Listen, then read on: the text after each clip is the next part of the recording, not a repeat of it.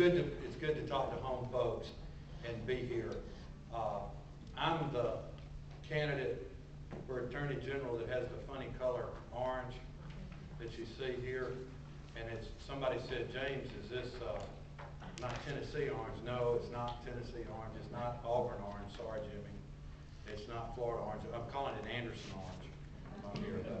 But we've got these, and some of you, when you do something like this, you got to be real careful what you put on here with your home folks, because they go, really? I don't remember that. But this, I'm not going to bore you with some things about myself, but I ask all of y'all to do that. Some of you that don't know me, let me tell you something about myself. I practice law here, and I've been practicing in private practice here for 31 years, on my 31st year, and I'm seeking this office, and I'm very serious about running for Attorney General. Some of you may know that today there was an order from Circuit Judge in Birmingham that basically told the Attorney General he needed to do his job. And he said, I'm going to take him off the sideline and put him in these cases. We've got somebody that has, trying to please everybody, ends up pleasing nobody that's in the Attorney General's office. Some of you know what's going on, the morale's down there in that office and the things that have happened. It's just been used for politics. I think somebody said, well, maybe the AG's office really means aspiring governor's office. We've had that. We've had people that are just trying to run for something else. But folks, it is so important that we have a Democrat in that office. It's so important that we get somebody that understands what's going on here in Montgomery, that understands what it's like to practice law, that understands what it's like to be in a courtroom and to coach other people in the practice of law. It's so important that we have somebody that's not just playing politics with everything that they do in that office. The office is broken. It needs to be fixed. And I think that's why all of us are seeking that. Well, the big thing is, how do we win? What do we do to win in November? How can we do that? We've got to have somebody that can beat one of the Republican candidates.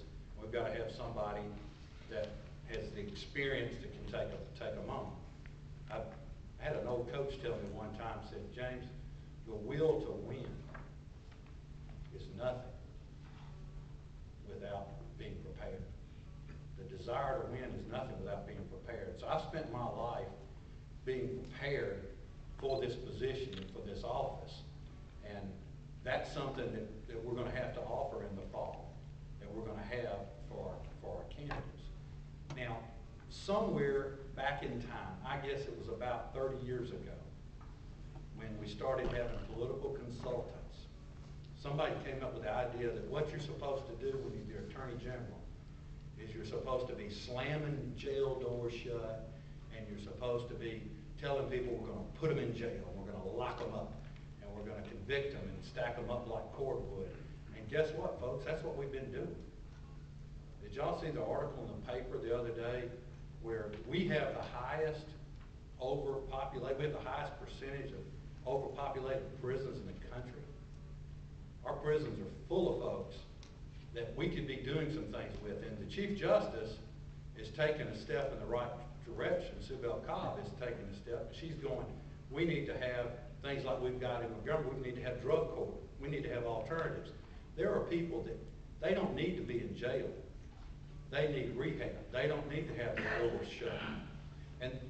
But that's what's happened. And if that's what the people want, that's what we've been getting, and we've got this cycle and this circle. We've got these folks that keep coming back. We also have, the jails are full of people that weren't 18 years old the first time they got convicted of anything. We've got to do something about those young people. We've got to take some preventive measures. We've got to think outside the box and do some things on a statewide basis, like that's been successful in some places, but you also have to have the chief prosecutor do that.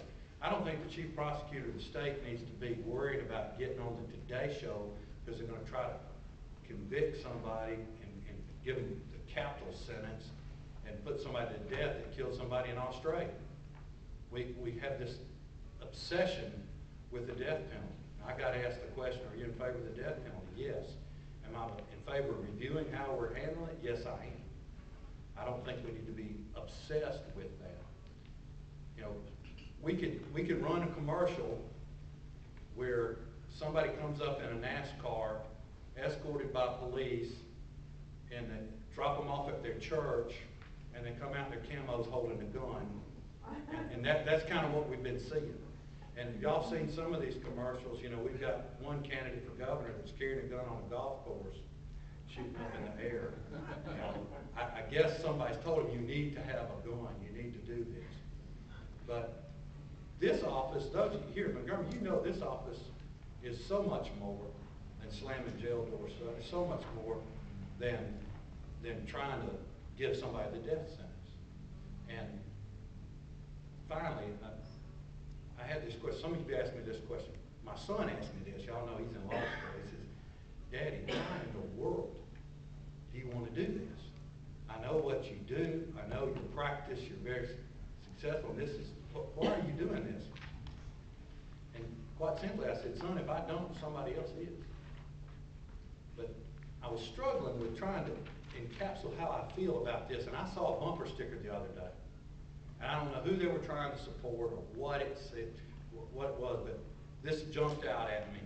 The bumper sticker simply said, if you are not enraged, you're not paying attention. Now think about that. If we're not enraged about what's been going on in our Attorney General's office, you're not paying attention. You know, we've had people that he's demanded administrative law judges change their hearings so they'll rule in his favor. They've gone to the state bar over that. I guess is that my tone, my magic tone, that my time is up. It's good to be home. It's good to see all of you. And if we take questions, I'll try to come up with something.